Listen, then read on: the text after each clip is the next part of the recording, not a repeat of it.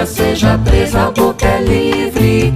Que a consciência esteja obesa, a boca é livre. A boca é livre, a língua é livre. A boca livre não livra ninguém. Mesmo no cárcere privado, a boca é livre. Que o pensamento esteja errado, a boca é livre. A boca é livre, a língua é livre. A boca livre não livra ninguém. Boa noite, estamos iniciando mais um Boca Livre, programa especial na Feira do Livro, a 11ª edição da Feira Nacional do Livro de Ribeirão Preto. Vou conversar com o vice-presidente Edgar Castro, amigo, parceiro nosso e que está sempre aqui assumindo as suas responsabilidades perante a nossa Feira do Livro. Bem-vindo, Edgar, é um prazer tê-lo aqui. Recíproco. Prazer vê-lo também. Fala para mim, Edgar, 11ª edição, agora são 10 anos de Feira do Livro, né? Todo mundo confunde, né? Na verdade, é uma nova era, né? Nós estamos começando aí já uma nova proposta, mas são 10 anos de feira, nessa 11ª edição, e 5 anos praticamente com essa diretoria, né? Que está levando à frente, tem a Bel à frente, a Eliana Palocci, e a gente que colabora aí para viabilizar esse evento grande, bonito para a cidade. Com certeza. Conta para você que já acompanha todas elas, como todos nós, né? O Boca Livre desde a sua primeira, mas conta aí para você, essa 11ª edição, o que você destacaria que está diferente, que está te agradando mais? Olha, a feira, todo ano, é evidente, a gente não vai patinar nos mesmos erros, a gente melhora, sempre, a feira é sempre melhor. E esse ano a gente está tendo um resultado excelente de público, né? Você sabe, devemos alcançar os 500 mil frequentadores da feira esse ano. O ano passado foram 400 e poucos mil, mais os outros 300 mil que são os que transitam pela feira. Quer dizer, então é um movimento maior do que a população da cidade em 10 dias. Né? Há uma programação, aliás, feita pela Eliana Palocci, uma programação muito mais acertada, mais programada mesmo, enfim, de não permitir que houvesse aqueles conflitos de horários, entendeu? As pessoas, escolhas dos artistas, dos autores, dos intérpretes que vieram até aí continuam sempre excelentes mesmo, mas o que eu acho assim é que tem um sincronismo melhor, entendeu? E a população assumiu a feira de Ribeirão Preto mesmo, né? Nós tivemos, a prefeita fez uma reunião aí com 14 prefeitos da região, eles também todos estão prestigiando, a gente todo dia vê um ônibus aí de cidade de fora chegando, né? Os alunos, o cheque livro, o cheque livrinho, o cartão livro, esses recursos, né, na verdade, para a obtenção de livros, tanto para o primeiro livro, tanto para as bibliotecas, né? Nossa, tem tido um resultado excelente. Os livreiros estão contentes, a população está contente, enfim, um resultado excelente esse ano. Conta para mim, quando começou essa ideia de ter sempre um aluno, né, da cidade, fazendo a apresentação das feras da literatura brasileira? Foi uma ideia da Bel. A gente até no primeiro momento achou, puxa, isso vai dar um trabalho doido, porque... Foi esse ano, não? Foi esse ano. Que é uma novidade que eu achei maravilhosa. Eu fui mediador de dois eventos, um com Humberto Werneck e outro agora com o Raí, com a Lucinha Araújo e com o Ricardo Salomão.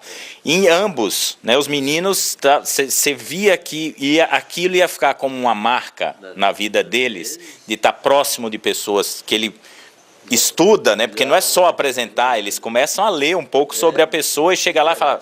Tira foto e leva o pai, vai a professora, foi muito legal. Foi como disse, uma ideia da Bel, muito boa, e que deu certo mesmo, a gente conseguiu aí, tem perto de 12 ou 15 garotos e garotas aí que estão fazendo as apresentações e fazem direitinho, né?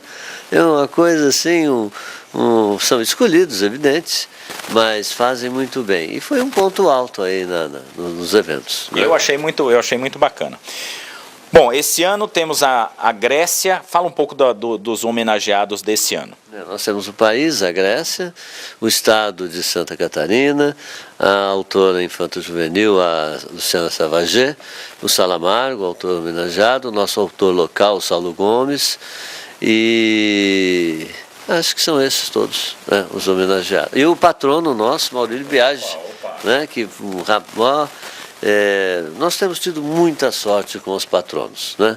Todos os últimos patronos aí que vimos tendo... Abraçam mesmo. O Dr. Saulo Ramos, o próprio Galeno Amorim, o Maurílio, todos eles aí nos ajudaram sobremaneira, entendeu? O Maurílio, então, incansável. Foi a Santa Catarina junto com o governador, vai atrás do governador de São Paulo, aí na captura para trazê-lo para cá, e sempre um grande, bom conselheiro e um companheiro, principalmente isso. Coisa boa, né? Conta pra gente, já tem, quando que sai a fumacinha branca do ano que vem? Bom, você sabe, você é parceiro da gente, conhece aí o interior da feira, da fundação, é uma pesquisa já na internet para a gente escolher o país, o estado, os autores a serem homenageados, e a gente no último dia compila esses dados, né? E já divulga. Esse ano a feira tem também dois pontos interessantes, que é a sua expansão, né? Ela foi lá para os Estúdios Kaiser de cinema. Mas isso ano passado a gente já tinha levado, mas esse ano com um pouco mais de densidade. Foi experimental, como está sendo experimental esse ano, uma parte ali no Parque Maurílio Biagi, né? A gente levou para lá um palco, alguns estandes enfim, está funcionando, é um projeto experimental para a gente sentir até que a prefeita tinha muita vontade de que a feira mudasse para lá, sabe? Esse ano não foi possível mesmo, porque a gente já havia negociado a feira com livreiros, patrocinadores aqui na praça, né? E havia que se fazer uma consulta pública até, para a gente saber se a população quer isso mesmo, né? E a gente então fez um pequeno plano experimental, levando para ali alguns... E como é que está saindo? Olha, sai bem. Evidente que nos dias de comércio, nos dias da semana, não tem um fluxo que passa por ali, na verdade, né? Então as pessoas que estão praticando algum esporte, alguma coisa, por ali. Mas no final de semana foi muito bom. Né? Nós tivemos inclusive a Verônica Ferriani ali, maravilha. Essa moça... Foi no domingo, né? Às 10 da manhã. Essa menina merece todo o nosso aplauso, uma intérprete maravilhosa e carregou um público muito bom e deu um show lá, maravilhoso, e foi bastante prestigiado, né? No final de semana, é evidente, a coisa acontece melhor. Mas é um plano experimental mesmo. E nos estúdios, esse ano, a gente conseguiu levar uma boa parte das escolas com agendamento lá para lá. Tivemos o Pasquale lá hoje, foi muito bom, entendeu? Mas muito bom mesmo. E, enfim, foi a expansão da feira nesse ano, né? Não, e bacana, porque é uma ocupação da cidade maior do que só a inicialmente planejada. Exatamente. Né? Vamos lembrar que a Cauim Jazz Band também tocou. A Cauim, ela está lembrando que a Cauim Jazz Band tocou lá no Maurílio Biagi. Aliás, essa banda a gente tinha que otimizar, potencializar, porque ela é maravilhosa. Né? Eu já fiz vários convites a eles, que se quisesse se apresentar lá no estúdio, a gente está disponível, porque eles merecem, que esses meninos são muito bons. E domingo tem o Toque da Lata, né? Também. Sim. É uma coisa. Edgar, conta pra gente, está consolidado a Feira do Livro? Eu acho que há a possibilidade dessa mudança para lá? Como é que vocês estão avaliando e sentindo nessa experimentação? Então, nós na verdade, a gente... Ou vai ser feita uma nova pesquisa? Vamos fazer sim, vamos pegar no final da feira, a gente faz uma reunião de diretoria, onde a gente faz uma avaliação crítica de todo o evento, entendeu? E aí vão ser consideradas essas situações, né? De expansão, de mudança, são todas as leituras do layout da feira do ano que vem. Né? Mas nós vamos considerar, sim, vamos estudar isso, vamos ver com carinho isso e vamos aí levar em conta a opinião pública. Né? Dessas 11 edições que foram realizadas, há um crescimento, né, constante delas. E essa característica de ser aberta, não há possibilidade de mudar, tem que continuar, né? Então, Odônio, nós nos debatemos aqui muito com o problema de uma moçada, né, que a gente tem na praça aberta, por conta da praça ser aberta, não tem jeito. Não é? E não adianta, você convida alguém para sair daqui, ele volta por ali, então não tem jeito. E é pouca gente, na verdade, a grande maioria é ordeira, passa, aproveita a feira como um todo, né? Mas tem uma meia dúzia de meninos, e são na juventude, e a gente tem... Quem não fez isso? Pois é. E a gente tem mais é que seduzi-los, cooptá-los, trazê-los, né? Não é um processo de exclusão, é um projeto de inclusão. É a tentativa que nós estamos fazendo lá nos Estúdios Kaiser. Nós temos grafite, DJ, street dance, enfim, todas as coisas que eles gostam mais até para a gente levar. Lá é fechado, lá a gente administra melhor, né? Tem uma a própria portaria inibe um pouco, né? Ela filtra um pouco, ela faz uma filtragem melhor. Mas, é como disse, a gente vai estudar todas as possibilidades. A feira é um processo dinâmico e que a gente tem que atualizá-la sempre, né? A gente tem que ter sempre em mente que a gente precisa melhorá-la sempre. É isso aí.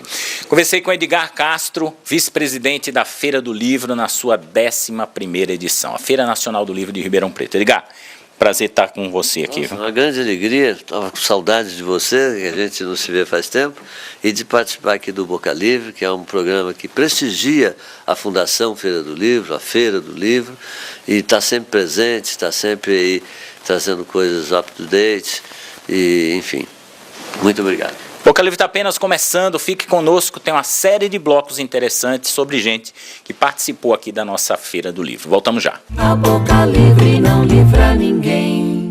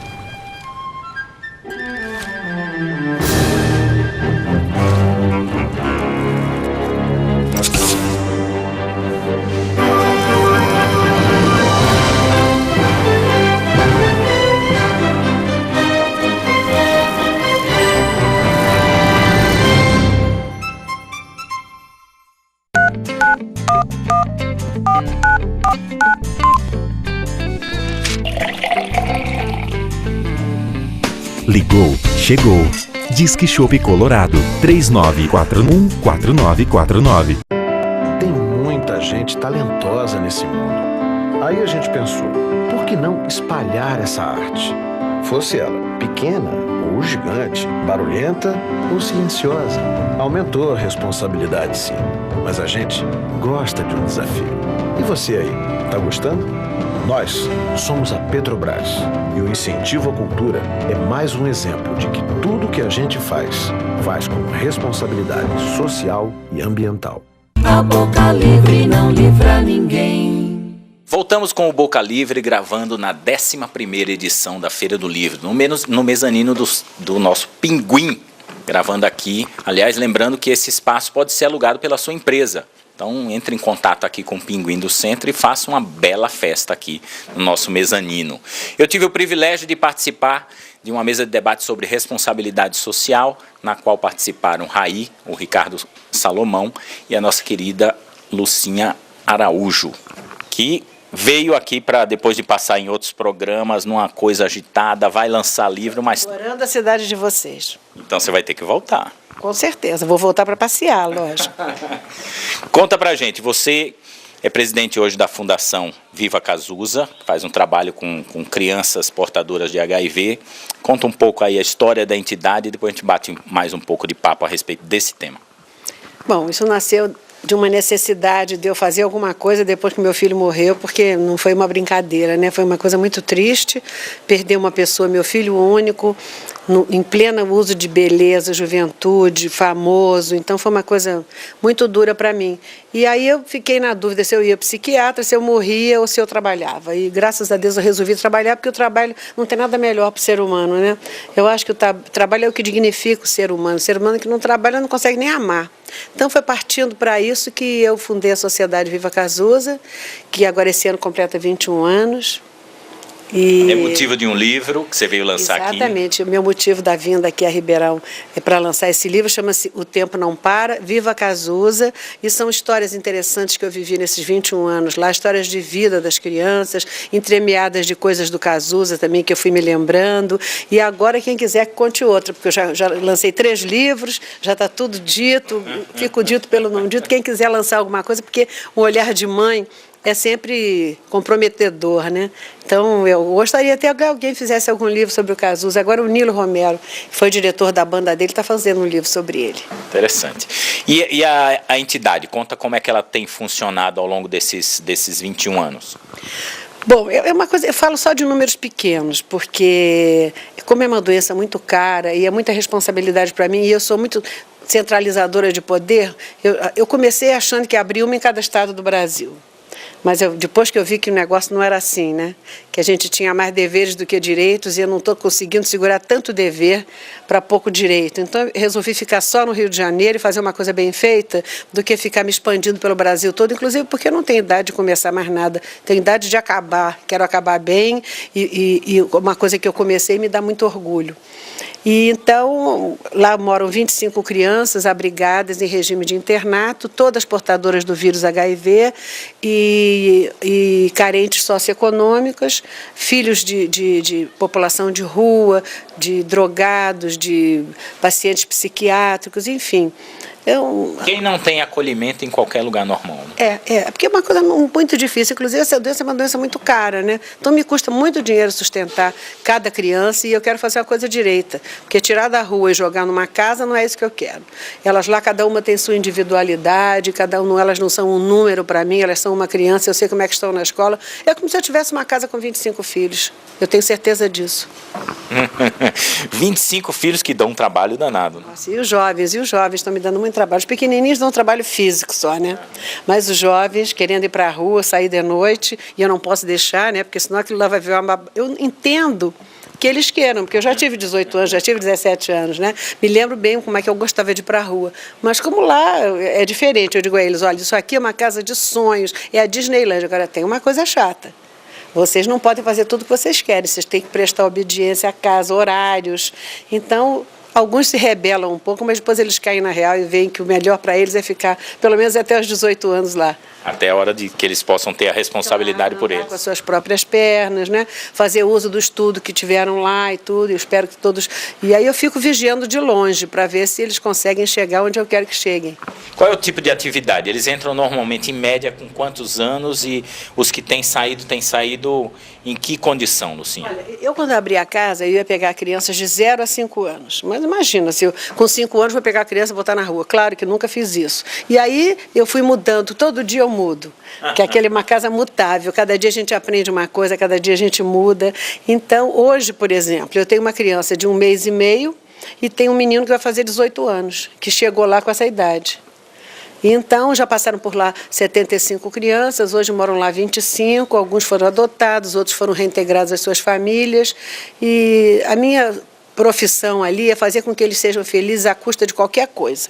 Então, eu acho que a função da mãe é essa, fazer o filho feliz, nem que seja à custa da sua própria felicidade, né? Então, eu espero que eles todos sejam felizes, que eles já perderam tanto da vida, já nasceram devendo para a saúde. Então, eu queria que eles fossem muito felizes, encontrassem um lugar ao sol e, se possível, a cura da AIDS não demorasse muito. Você falou uma coisa na nossa mesa lá de responsabilidade social que mexeu com a plateia, que foi falar sobre a questão da AIDS, que ela saiu da moda, né, e começou a crescer novamente. Os índices de contaminação começaram a crescer porque ninguém fala mais nada, é como se acha... Fala um pouco a respeito disso, que eu acho que tem que sensibilizar as pessoas. Pois é, porque eu também fiquei notando que a AIDS saiu de moda. Saiu de moda por quê? Não se fala mais, não se faz mais campanha, a não ser no Ano Novo, no dia 1º de dezembro, então no Carnaval, que é a época que acham que só pega AIDS no Carnaval e usam camisinha, não sei o que. As campanhas são mal feitas, não estão atingindo o objetivo que deveriam atingir. Então, me preocupa muito. E agora eu tenho lá os filhos do crack. Eu já tenho 8 crianças cujas mães eram viciadas em crack. E, claro, se você... Esse pessoal não tem nada na vida, mora debaixo da ponte, é mendigo, é drogado. Então, o que eles têm para prazer? Sexo e crack, né? A gente não pode nem censurar. E eu vou dizer a uma mãe dessa, olha, se você engravidar, vem aqui, vamos fazer o tratamento pré-natal. Claro que não vão fazer pré-natal. Não sabem nem que estão grávidas, só vão saber no dia que tem o filho. E aí, levam para lá. Esse ano foi uma coisa alarmante. Eu recebi 8 crianças HIV, filhas de mãe drogadas de crack. E agora é desse outro novo aí que eu nem decorei o nome ainda. Oxy, pois é. Então é uma coisa que me alarma muito. Eu não sei como é que essas crianças vão... Enquanto eu viver, elas podem ficar lá. Mas você sabe, eu vou fazer 75 anos. Uma criança de um mês, daqui a 10 anos, eu nem sei se eu vou estar aqui com 85. Então, o Pedro vai ter que cuidar disso daí. O Pedro está incumbido disso, exatamente. Eu tenho o braço direito, que é a Cristina, o braço esquerdo, que é o Pedro. Então, eles vão... Tomara que ele tenha forças para isso, porque ele é jovem, já está com pouco cabelo, porque trabalha muito lá, coitado. Mas ele tem só 40 anos, então... Realmente brilhante, eu diria. Claro, e é isso mesmo, brilha, a carequinha dele brilha dela. Mas é uma pessoa que eu adoro, pensa igualzinho a mim, está comigo há 17 anos, a Cristina está comigo há 19 anos, que é a gerente da casa, e lá é uma grande família, porque apesar de, como disse, não trabalhar com voluntários, lá é como se fosse um voluntariado, porque não é um trabalho qualquer. Não é um funcionário público, não é uma loja que você vai, vende, ganha comissão. Lá é uma coisa diferente, é um trabalho diferente. Então, todos lá eu considero voluntários, só que ganham um ordenado no fim do mês. A única diferença é essa. Conta um pouco dos livros, porque eu sei que toda a renda dos livros vai para o projeto. Fala um pouco de cada um deles e como é que está aí, as pessoas encontram facilmente eles? Eu hoje tive o grato prazer de encontrar o Lobão aqui na praça e ele me disse, olha, a renda do meu livro, daqui a 3 meses, quando sair o primeiro dinheiro, vai ser para você. Eu falei, mas tomara que venda muito, ele está na lista da Veja dos mais vendidos mesmo. Então foi porque a intenção dele era boa e o Cazuza lá de cima ajudou. Com certeza. Então o primeiro livro que eu lancei foi Cazuza, Suas Mães São Felizes, que vendeu muito bem, vendeu mais de 150 mil exemplares, e depois deu origem ao filme, a gente vendeu o argumento, ganhamos 10% da bilheteria, deu para a gente viver 2 anos com esse dinheiro, largamente, foi muito bom.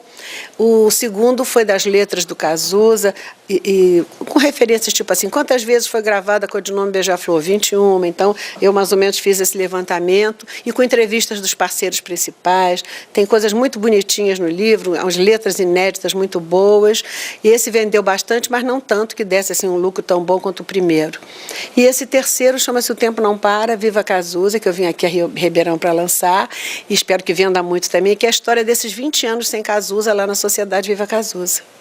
Então fica aí a recomendação, utilize a sua boa vontade de ter um acesso a uma literatura boa, de uma figura importante da nossa música popular, da poesia brasileira, e ajudar a Fundação Viva Cazuza. Conta pra gente, você tem visto iniciativas semelhantes à desenvolvida pela Viva Cazuza em outros lugares? Você tem conhecido alguma coisa nisso? No princípio eu queria fazer uma por ano. Mas eu achei que era moleza, e não tem nada de moleza, é uma coisa dura, principalmente pelo fator financeiro, né? E olha que eu sou uma pessoa conhecida, tenho boas amizades, mas de qualquer jeito eu não vou ficar passando o prato o dia inteiro, que meus amigos, quando eu aparecer, vão correr até de mim, já vi aquela chata. Mas eu acho muito difícil, é porque... Eu não sou diferente de ninguém, eu sou uma mulher igual a qualquer outra. Só que eu tenho algumas coisas assim que me ajudam, tipo, eu não preciso trabalhar, eu tenho um marido que me sustenta, eu tenho prazer em trabalhar, gosto, e tenho um trauma que me impulsiona. Isso é a condição sine qua non. Então, acho que isso me ajuda muito. Então, encontrar uma pessoa com essas mesmas circunstâncias e que tenha vontade de trabalhar e que tenha perdido um único filho de AIDS é meio difícil, né? Então, mas se alguém se candidatar, eu dou todo o know-how que a gente já tem, e ajudo no que eu puder, não sendo financeiramente. Conta um pouco também dessa questão da AIDS, que, quer dizer, tem gente que acha que só que o coquetel está aí, é só ir lá tomar o coquetel e volta, quer dizer, há uma falta de conhecimento profundo, e é isso que você reclama da publicidade, das campanhas. Fala um pouco disso, reforça isso. Pois é, porque quando em 96 surgiram os remédios novos, que no tempo do Cazuza só tinha AZT, mais nada. Aí em 96 surgiram a cada ano um antirretroviral novo. Antirretroviral é remédio especificamente para AIDS. E aí cada ano surgiu um novo e aí a qualidade, a quantidade de vida das pessoas foi melhorando. E o chamado coquetel, que na realidade não é um coquetel. As pessoas pensam que chega na farmácia, me dá um coquetel. Não é nada. Acha que é um de frutas. Não cura, tem efeitos colaterais horríveis, mas de qualquer forma te dá quantidade e qualidade de vida. Então é a junção de 2 ou 3 ou 4 remédios de acordo com os seus exames médicos, e o médico é que tem que juntar um remédio e outro e as dosagens. É terrível, porque tem que tomar muito remédio. As minhas crianças tomam muito remédio, tanto às 7 da manhã quanto às 7 da noite. Não são todas, mas algumas têm lipodistrofia, que é uma deformação do corpo, tem que fazer ginástica, natação, para poder judô, elas têm que praticar muito esporte para melhorar disso e tudo. Então é uma coisa desagradável, então é melhor você não pegar essa doença do que pegar e ficar condenado a tomar um remédio até aparecer uma cura, né?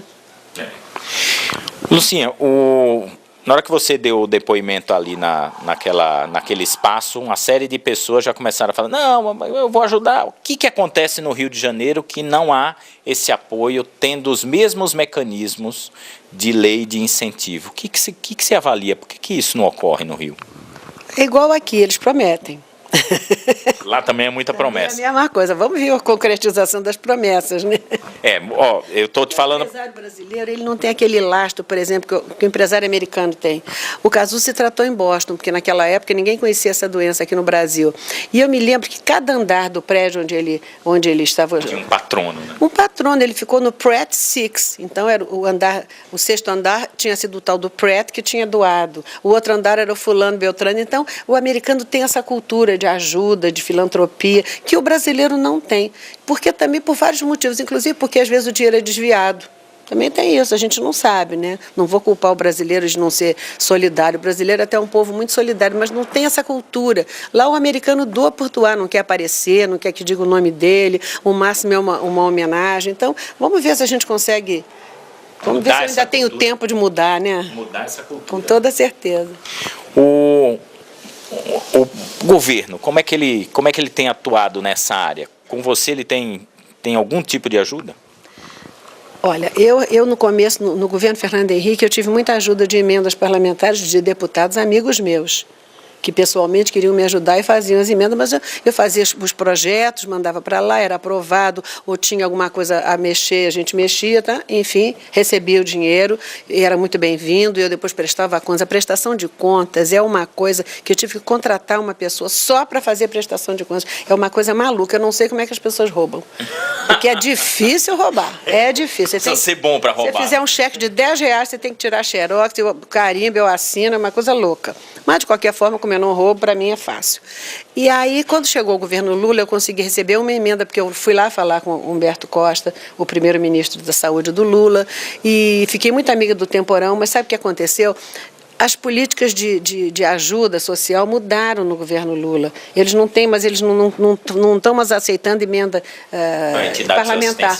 Exatamente. Então, o que aconteceu? Eu perdi umas 5 ou 6 emendas de um dinheiro palpável, uma coisa que ia me ajudar. E provavelmente você perdeu porque foi em função dos escândalos daqueles que não fazem, daqueles que fazem... Eu nunca pensei nisso, mas pode ter sido, né? E agora a Dilma cortou completamente. Então, agora eu já desisti, entreguei para Deus. E aí eu fui conversar com o Sérgio Cabral, ele durante 2 anos me ajudou, cheio de amarrações também, mas não faz mal. Eu digo, pode amarrar que eu desamarro, eu faço alguma coisa, não tem importância. E o Eduardo Paz também agora, a partir do mês que vem, vai começar a me ajudar, e eu estou torcendo para que ele faça um bom governo, que o outro que venha seja amigo dele para continuar ajudando. Como você disse, você está cheia de promessa, dinheiro ainda nada, né? No tempo que eu era jovem tinha uma música que falava assim, de promessa eu ando cheia. Lucinha, e essa vitalidade? Eu sei que um trauma, ele tem um tempo, tem um impacto, mas tem coisa no brilho do seu olho, além disso, né? Ele move até um determinado momento. Você vê também o resultado desse trabalho. Eu vi quando eu lá como mediador, na hora que você começou, falou assim, nós só perdemos 3.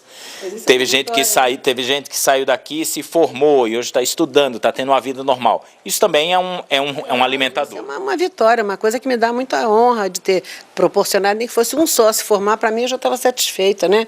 Então, eu espero que isso continue sempre assim. Isso me dá muito prazer, eu adoro ir lá, eu adoro conversar com os adolescentes, apesar de me darem trabalho, eu adoro conversar com eles, adoro pegar os bebês no colo, isso é uma coisa de uma volta, mas se as pessoas soubessem o que faz bem, você fazer o bem volta sempre para você. Então, é uma delícia.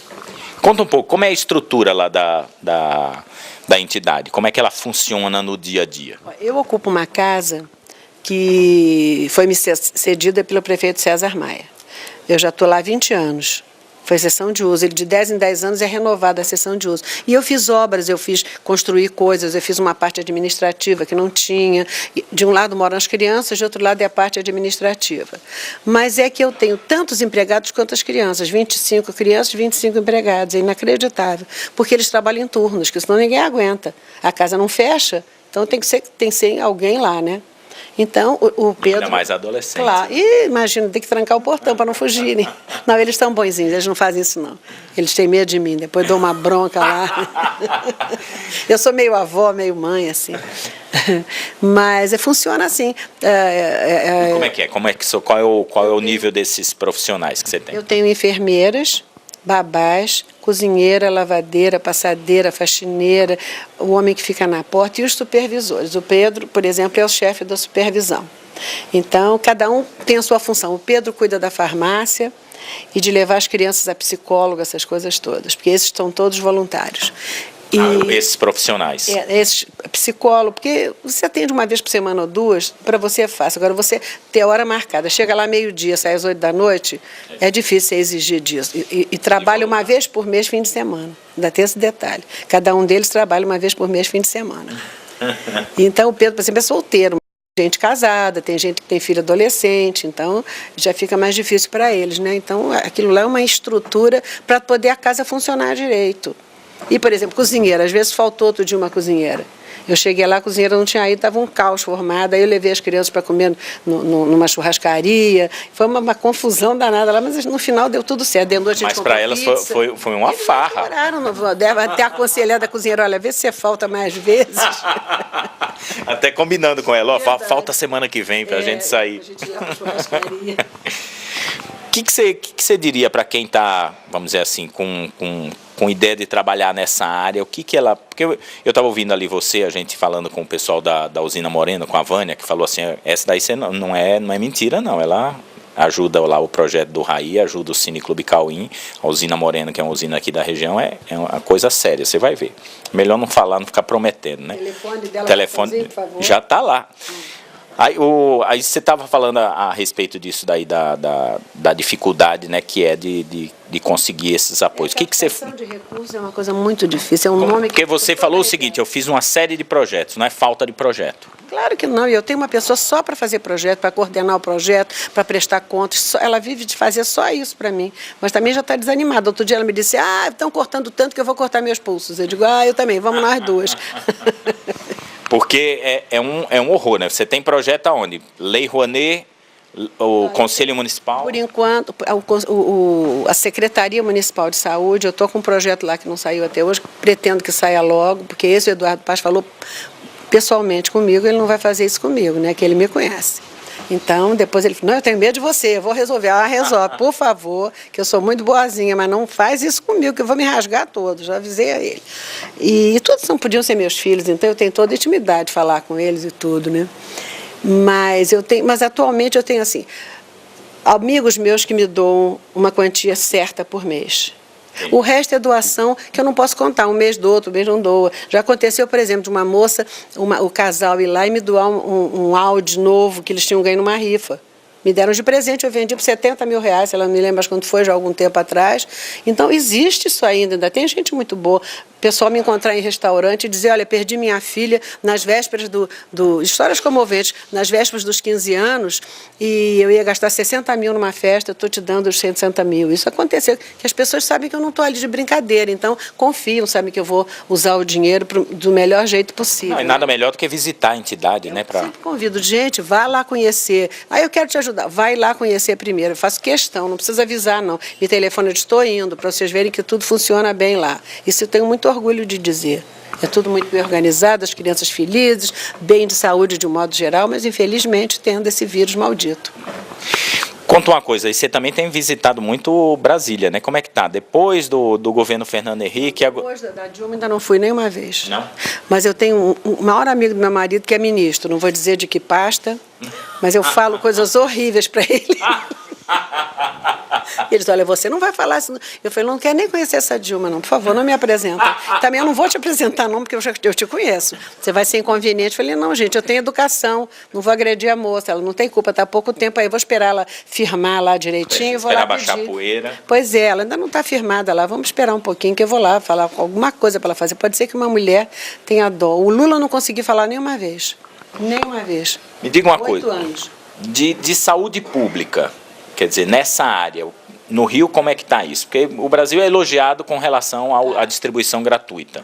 Mas, além disso... Mas você sabe o que acontece também? Eu tenho lá um projeto para adultos que é para ensinar a tomar os remédios. Porque o que estava acontecendo é que eles não sabem ler nem escrever, vão no posto, ganham aqueles remédios que custam para o governo mais de R$1.000 por mês, per capita, e jogam no lixo. E volta a se internar, porque custa AIDS. Um paciente com AIDS custa 10 vezes mais que um paciente com outra doença qualquer no hospital público. Então, esse projeto foi bom, que tirou assim, 50% das internações e tudo, e eu dou cesta básica e tudo, mas também não estou conseguindo ser ajudada. Agora vamos ver, o Eduardo Paz está sendo meu salvador lá, vamos ver, eu confio em você, meu amor. Deixa eu esclarecer o pessoal. Você fez uma metodologia que dava a cesta básica para quem tomava em dia o remédio, né? A gente ensina para os analfabetos. A gente ensina, olha, essa cartela colorida de vermelho você vai tomar com uma proteína. Essa outra você vai tomar em jejum, essa outra você vai comer... E o que é proteína?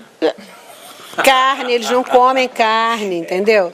Pensa bem o que é isso. Então ele vai dizer, mas senhora, o que é proteína?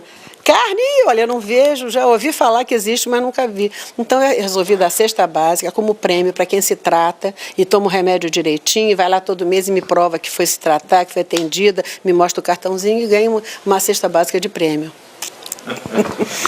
Grande energia, grande figura, tomara que tudo caminhe bem e que você consiga fazer essa sucessão lá. O Pedro tem uma responsabilidade grande de manter esse trabalho, né? Não é isso? Enquanto eu tiver saúde, eu estou lá.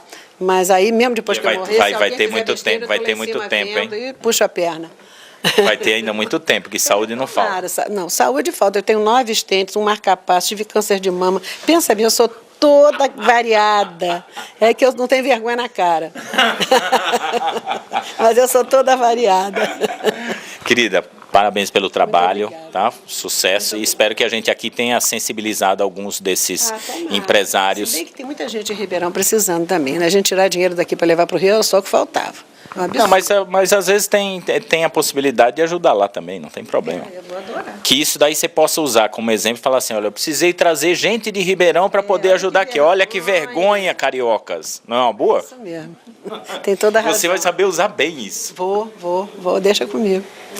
Conversamos aqui com Lucinha Araújo, da Fundação Viva Cazuza, um trabalho brilhante, uma figura maravilhosa, uma energia muito boa e que faz um trabalho muito sério. Indo ao Rio de Janeiro, vá lá conhecer. Ela já colocou à disposição. Fala o endereço, para ver alguém que vá passear no Rio. Nós estamos na Rua Pinheiro Machado, 39, no bairro de Laranjeiras, e o telefone é 21 2551 53628. Fica pertinho do Palácio do Guanabara. E se não for lá, compre um dos livros dela, tá? Já sabe. Está ajudando, tá ótimo. Não precisa nem ir lá, né? Não precisa, se quiser ir lá conhecer, eu prefiro. Pode pensar que é mentira aquilo que eu estou dizendo no livro. É isso aí.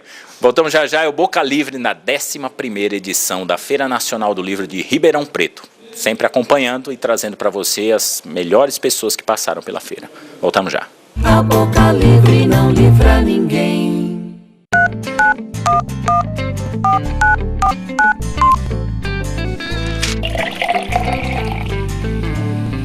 Ligou, chegou. Disque Chopp Colorado 3941-4949. A boca livre não livra ninguém. Voltamos com o Boca Livre, gravando na 11ª edição da Feira Nacional do Livro de Ribeirão Preto. Vocês vão nos desculpar que nós estamos aqui gravando no mezanino do Pinguim, sempre parceiro do Boca Livre, nos nossos projetos aqui que gravamos a nossa Feira do Livro. Então tá aí tendo uma passagem de som, mas acho que dá pra gente conversar aqui tranquilamente. Eu tive a honra de mediar uma discussão sobre responsabilidade social, da qual participou Ricardo Salomão, representando a Petrobras em seus projetos, em que a Universidade da Petrobras acaba auxiliando uma série de projetos. E o Ricardo vai falar um pouco com a gente. Ricardo, prazer tê-lo aqui conosco. Boa noite, quer dizer, o prazer é imensamente meu, né? Estar aqui em Ribeirão Preto, na minha terra, e no Pinguim, são duas características fantásticas. Então estou à disposição aí para a gente conversar um pouquinho sobre responsabilidade social. Fala um pouco, Ricardo, queria que você, para situar, eu tive a oportunidade no debate de ver que você já girou dentro da Petrobras em diversos trabalhos, né? Teve no gasoduto Bolívia-Brasil, né? Na área de responsabilidade social, e agora está com um novo desafio. Fala um pouco desse novo desafio, que parece que está lhe encantando, os seus olhos brilham quando você fala disso.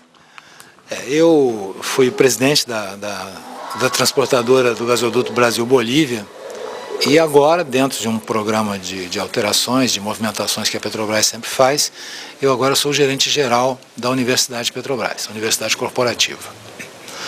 A Universidade Corporativa tem as suas atividades de capacitação dos empregados Petrobras e também tem atividades que impactam bastante a estratégia de responsabilidade social da Petrobras como um todo.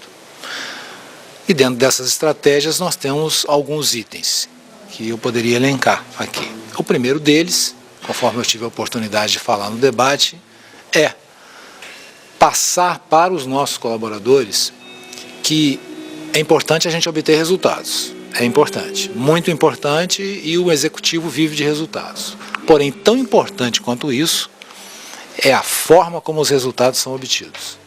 Quer dizer, não se pode obter resultados a qualquer custo, né? A qualquer custo, de forma alguma.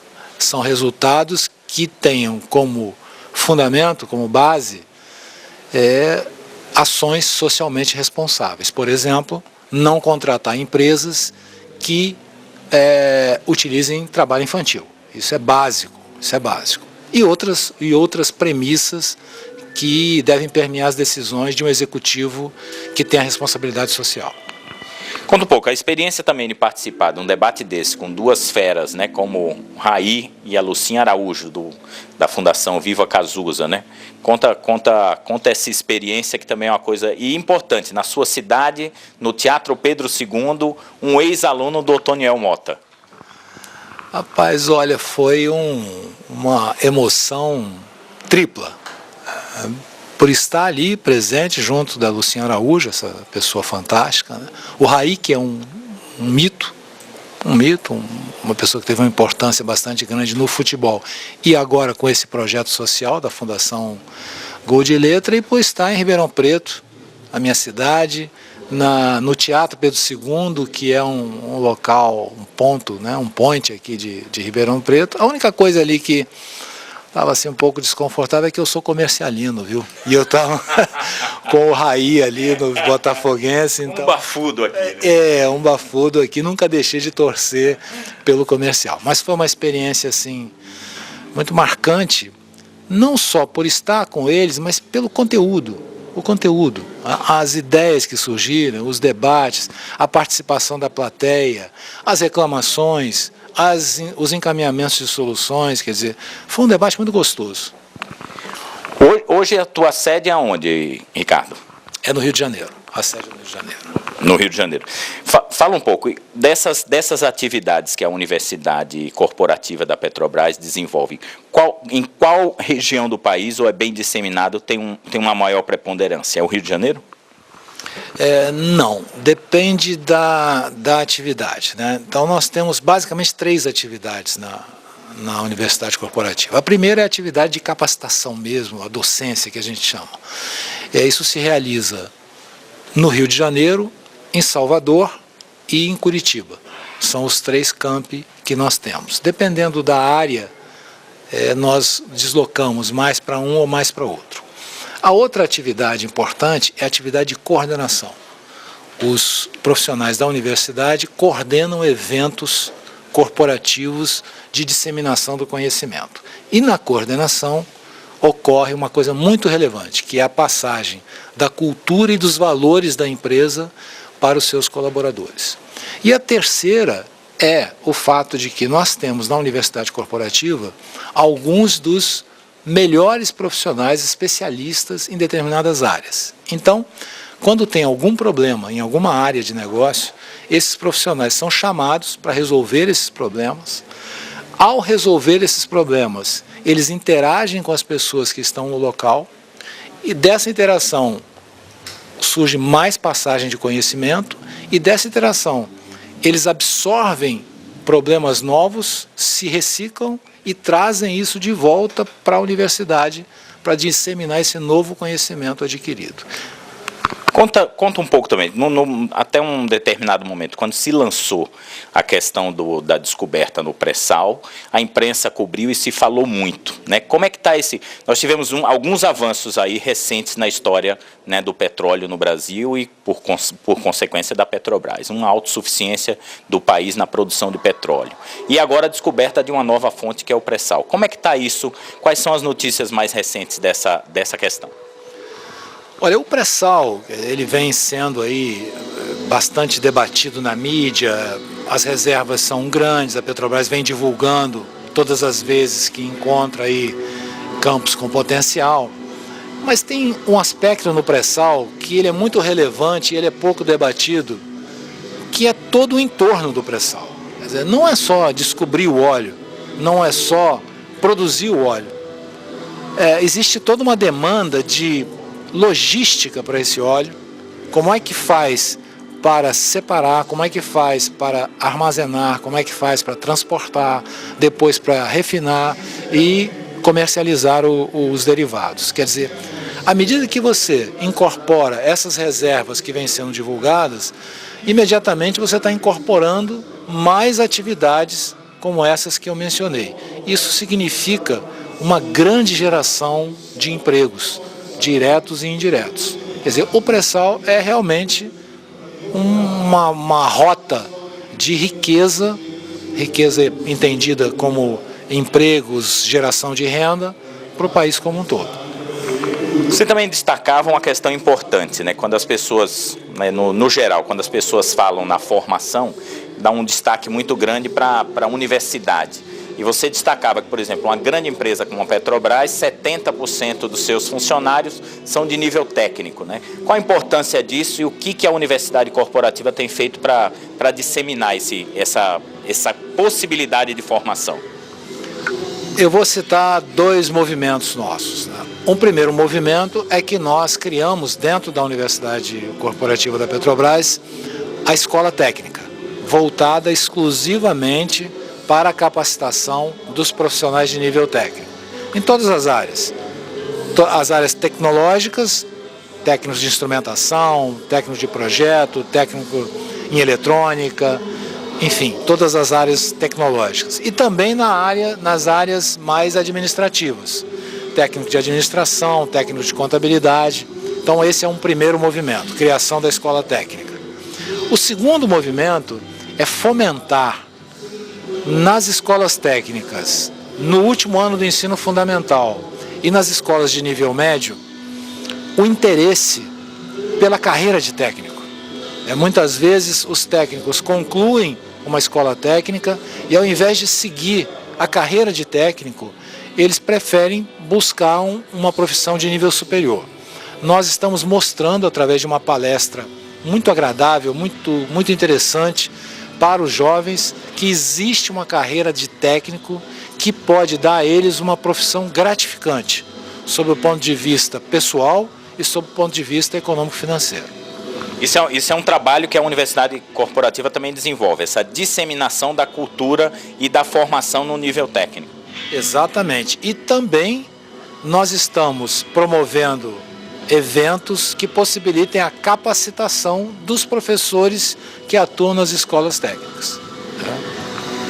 Você falou também uma coisa interessante, Ricardo, queria que você abordasse aqui para compartilhar com os meus telespectadores grandes projetos que a Petrobras acaba envolvida e o impacto que isso causa em determinadas comunidades. Em determinadas situações, chega a ter uma comunidade em que tem um determinado volume de população e você chega com um projeto que vai quase que dobrar a população de um determinado local. Fala um pouco desse trabalho também. Essa é uma grande preocupação da Petrobras, né? Em todos os seus empreendimentos, essa preocupação com o impacto social. E nós, da Universidade Corporativa, nós procuramos capacitar os nossos profissionais para que eles pensem sempre nisso. Um projeto de engenharia não é um projeto completo se ele não contempla um encaminhamento para o impacto social que esse empreendimento vai causar naquela região. Então, nossa preocupação é sempre buscar, identificar qual é o impacto, quais são os impactos, e implementar ações preventivas para mitigar ou, se possível, eliminar esses impactos quando eles forem considerados negativos. Ricardo, conta pra gente, como foi o seu começo na Petrobras? Qual é a sua origem dentro da empresa? Bom, eu sou de uma tribo rara no Brasil, eu sou engenheiro naval.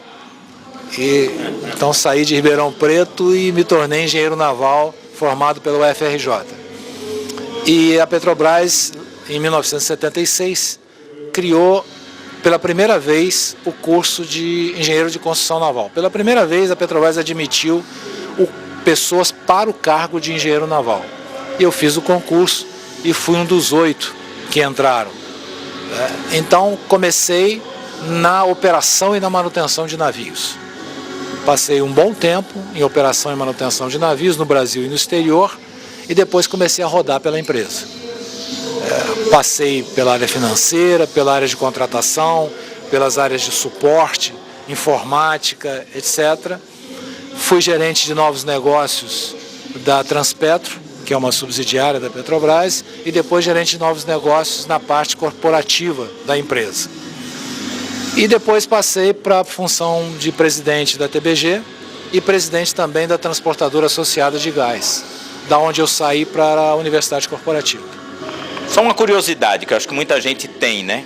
Como que faz para poder transportar o petróleo que vem por exemplo, uma bacia como a de Campos, para chegar até na refinaria para que ela se transforme nos derivados? Olha, no resumo, parece simples. Então, em primeiro lugar, é identificar onde tem o petróleo, através de estudos sísmicos e tal. Você identifica não o petróleo, você identifica a possibilidade de ter petróleo. Perfurou. Se deu óleo, então é feito um poço, é perfurado um poço de produção e esse óleo vem por pressão do próprio reservatório para cima até uma plataforma. Na plataforma existe uma separação entre petróleo, gás e água, atualmente também CO2. O gás é transportado através de gasodutos, o gás não CO2, o gás de petróleo, né, o LNG. O petróleo é transportado através de oleodutos ou através de navios. E isso vai então para uma tancagem, o petróleo. Da tancagem vai para a refinaria, é processado e saem os derivados para serem comercializados. Conversamos aqui com Ricardo Salomão, que é da Universidade Corporativa da Petrobras, que esteve comigo dividindo aí uma tarde bem agradável falando sobre responsabilidade social. Ricardo, prazer tê-lo aqui de volta à nossa cidade, venha sempre. Prazer é todo meu, muito obrigado e boa noite a todos. É isso aí, Boca Livre na 11ª edição da Feira Nacional do Livro de Ribeirão Preto. Um bloco especial que a gente sempre faz aqui no mezanino do Pinguim. Um abraço para vocês e até a próxima semana. Mesmo que a língua seja presa, a boca é livre. Que a consciência esteja obesa, a boca é livre. A boca é livre, a língua é livre. A boca livre não livra ninguém. Mesmo no cárcere privado, a boca é livre. Que o pensamento esteja errado, a boca é livre. A a boca é livre, a língua é livre, a boca livre não livra.